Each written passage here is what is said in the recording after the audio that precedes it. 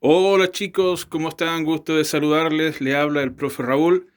En este pequeño y corto video les quiero mencionar cuáles son las etapas de una computadora automotriz o una EQ de motor. Ya acá tenemos, bueno, en pizarra, anoté las partes, se las voy a explicar rápidamente. Tenemos que en los pinouts de la computadora siempre nos vamos a dividir en cuatro partes, que sería lo que es alimentación. También tenemos las entradas, que son las entradas de sensores. Bueno, ahí tenemos el ST, el CKP, el MAP, el CMP, etcétera.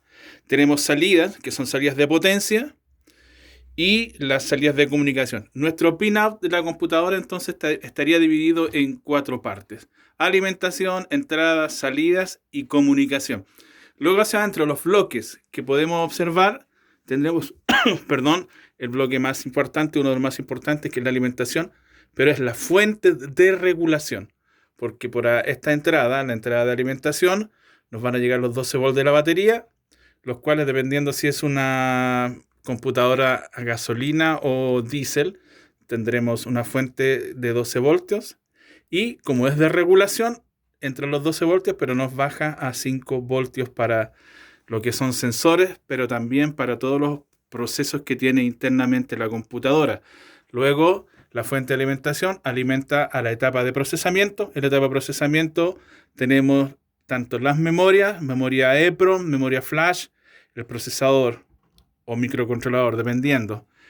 También tenemos en la entrada, vamos a tener la etapa de filtrado. En la etapa de filtrado normalmente son eh, componentes pasivos, condensadores, resistencia, los cuales filtran la entrada de los sensores.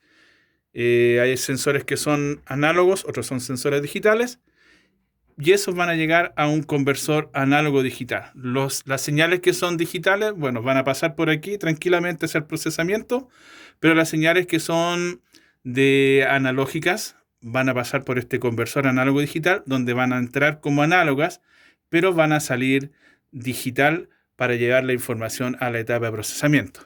La etapa de procesamiento, a su vez, a través de estas líneas, también envía información a lo que es la etapa de potencia.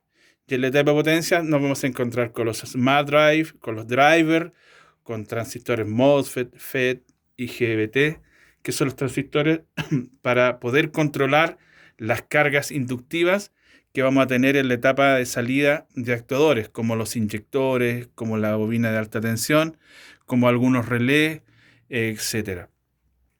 A su vez, también el procesador tiene una etapa que se llama transceiver, la línea K, entonces, que sale a través de un filtro que generalmente es un optoacoplador. Entonces, ese transceiver lo que hace es recibir y transmitir información a través de un puerto, pasa por el filtro, se convierte en la línea CAN High y la CAN Low, y eso finalmente también sale por el pinout y normalmente va hacia el puerto de diagnóstico o puerto de comunicación, para tener comunicación también con el resto de los otros módulos que tiene el vehículo.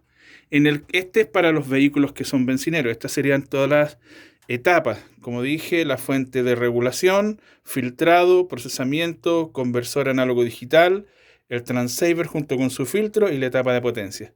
Esas son las 6 etapas que tiene una computadora bencinera.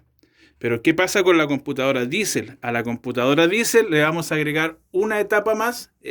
Todo lo demás es exactamente igual, a excepción que le agregamos una etapa más, que es un elevador de voltaje de C a DC. Es decir, por esta línea que está en azul, recibimos la energía de la fuente de regulación, o sea, los 12 voltios, y son elevados a 80, 90, 100, 120 voltios, dependiendo del vehículo y de la computadora. Y ese voltaje es entregado a los inyectores en los vehículos diésel.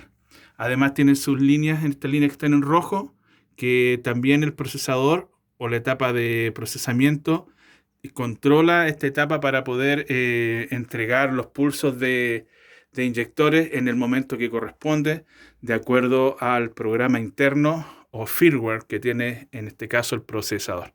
Esa es en sí la computadora internamente con todas sus etapas. Y como les decía anteriormente, la computadora diésel le agregamos solamente un elevador de voltaje de DC a DC, en este caso de 12 voltios a aproximadamente alrededor de 100 voltios, 80 voltios, dependiendo de la computadora. Eso es, mis estimados amigos. Aquí está en pocos minutos explicado una computadora automotriz en todas sus etapas. Me despido entonces con mucho cariño, el profesor Raúl Flores.